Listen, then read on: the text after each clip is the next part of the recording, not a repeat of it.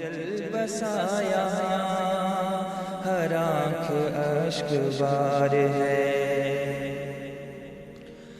ہر ایک سمت امن کے دیے جلا کے چل دیا، وہ نفرتوں کی آندھیوں کے رخ بدل کے چل دیا، محبتوں کو عام کر کے غم گسار چل دیا، نہ اب کوئی انیس ہے نہ کوئی غم گسار ہے، یہ کون چل بسایا ہر آنکھ اشک بار ہے۔ حاجی رہ جعفر حسین کھرل۔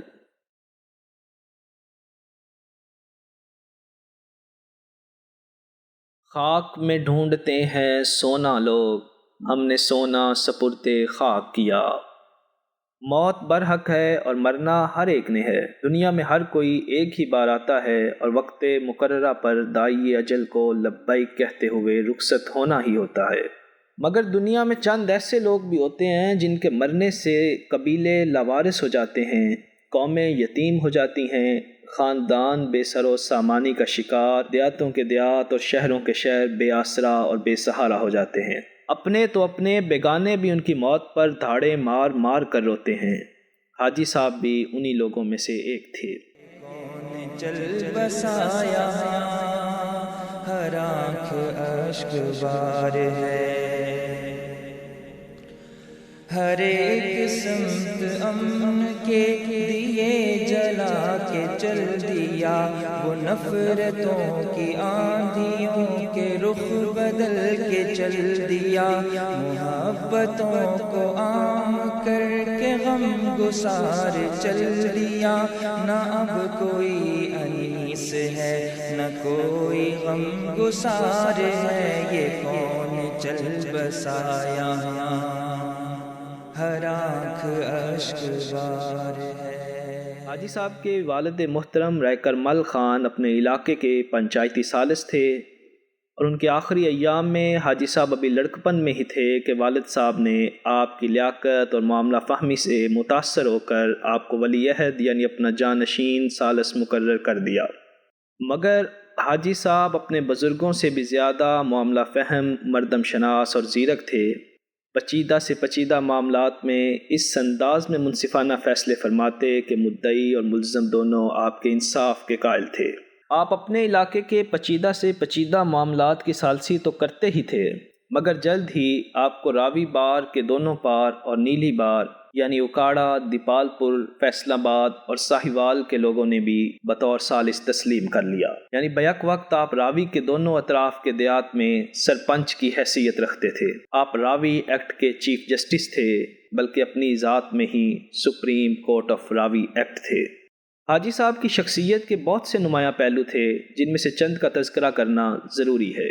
اللہ تعالیٰ نے بہت شان اور مرتبہ عطا کیا، اگر یہ کہا جائے کہ بیک وقت ایم پی ایز اور ایم این ایز آپ کا پانی بھرتے تھے تو غلط نہ ہوگا، مگر اس کے باوجود آپ حد درجہ کے سادگی پسند تھے۔ سفید کرتا، سفید چادر اور سر پر سفید پگڑی ان کی سادہ مگر روبدار شخصیت کا خاصہ تھی۔ ساری عمر اپنے تمام کام خود سر انجام دیتے رہے، جانوروں کا چارہ لانا ہو یا ان کا دودھ دھونا، خود اپنے ہاتھ سے کام کرتے تھے۔ بڑے بڑے ذمہ دار، سیاستدان اور لیڈرز آپ کے ڈیرے پر آپ کے انتظار میں ہوتے اور آپ جانوروں کو پانی پلا رہے ہوتے۔ بقول اقبال، میرا طریق امیری نہیں فقیری ہے، خودی نہ بیچ غریبی میں نام پیدا کر۔ آپ کی زندگی رسول اللہ صلی اللہ علیہ وسلم کی حدیث مبارکہ کی عملی مثال تھی، جو آدمی اللہ کے لیے عاجزی اختیار کرتا ہے، اللہ تعالیٰ اس کا درجہ بلند فرما دیتا ہے۔ اسی طرح آپ کی ایک اور اہم اور قابل قدر خوبی قناعت پسندانہ رویہ تھا، کبھی کسی عہدے، جائیداد اور پیسے کا لالچ نہیں کیا۔ اپنی وفات سے 2 دن پہلے اپنے ایک ٹھیکیدار سے کہہ رہے تھے کہ بریف کیس ہاتھ میں ہے، پلیٹ فارم پر کھڑے ہیں، جب گاڑی آئی سوار ہو جائیں گے۔ وہ خود تو گاڑی پر سوار ہو گئے، مگر پلیٹ فارم سنسان اور ویران چھوڑ گئے۔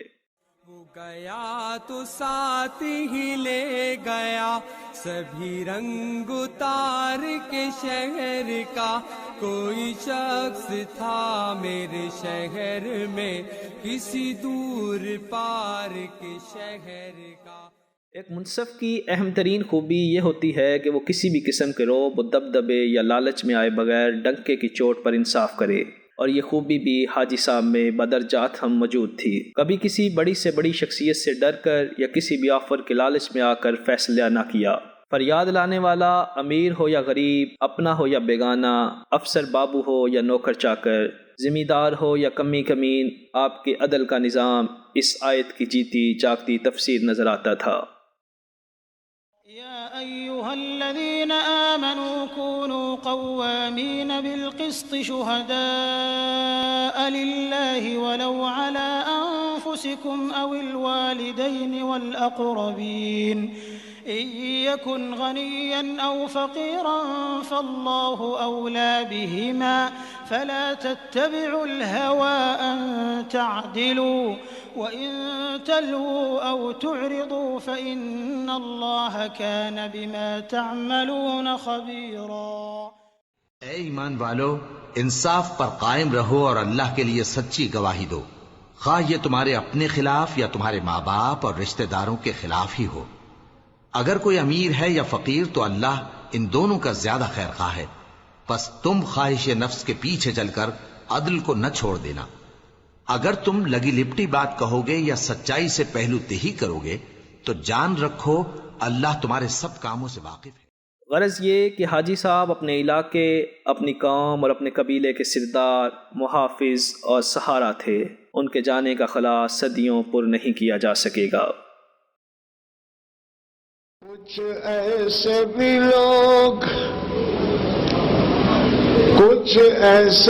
لوگ اٹھ جائیں گے دنیا سے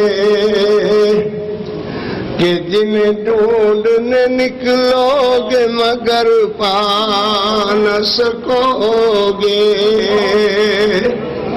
جنہیں ڈھونڈنے نکلو گے مگر پا نہ سکو گے۔